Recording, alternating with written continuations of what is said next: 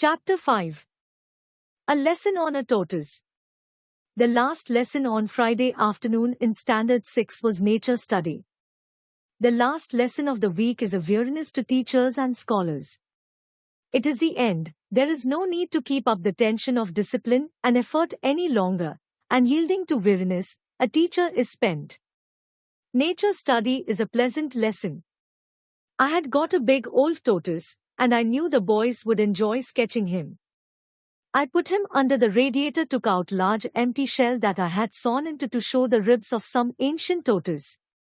When I came back, I found Joe, stretching slowly and looking with indifferent eyes at the two intruding kneeling boys.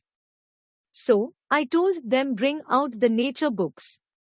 I stroked Joe and his horny, blunt head with my finger. He spread out his legs and gripped the floor with his paws. I felt pleased with myself, knowing that the boys would be delighted with the lesson. At the end of playtime, I went to bring them in. They were a small class of about 30.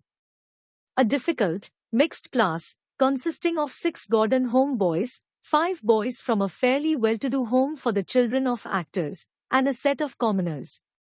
The Gordons was a difficult set, crop-haired, coarsely dressed, distrustful, always ready to assume the defensive. The actors were some gentle, others polite and obedient, but indifferent, covertly insolent and vulgar. The boys crowded round the table noisily as soon as they discovered Joe. "Is he alive?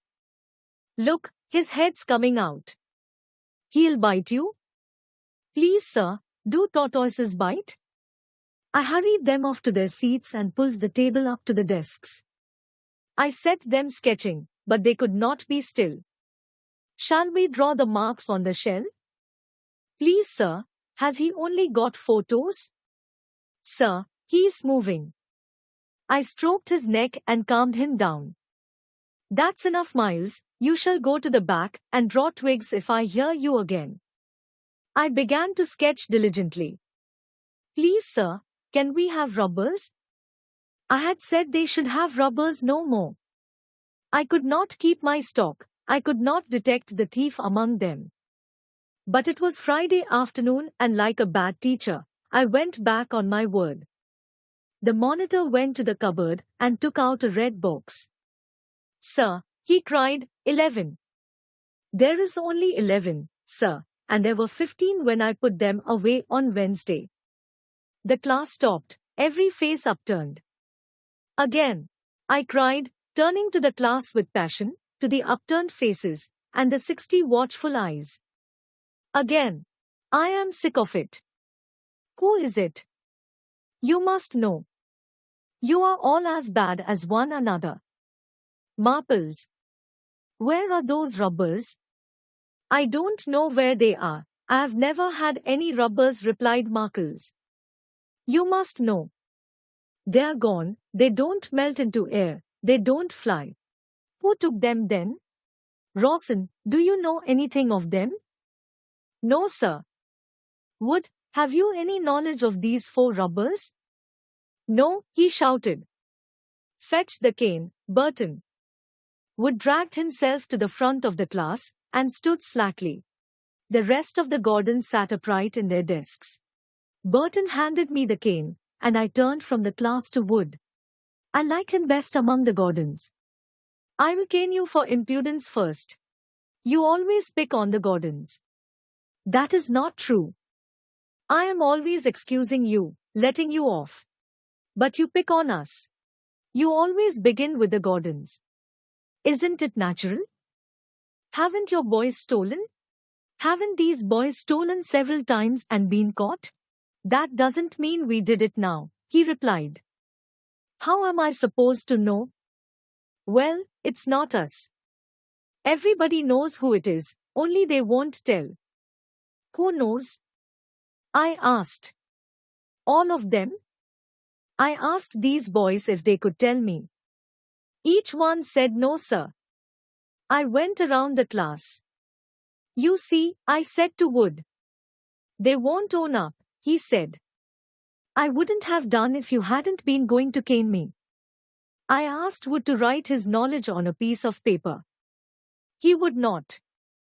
I asked the boys he had named. They refused. Let them all do it then, said Wood. I tore up scraps of paper and gave one to each boy. Write on it the name of the boy you suspect. They wrote and quickly doubled up the papers. I collected them in the lid of the rubber box and sat at the table to examine them. There was dead silence. They all watched me. Joe had withdrawn into his shell, forgotten. A few papers were blank, several had I suspect nobody. I threw them in the paper basket.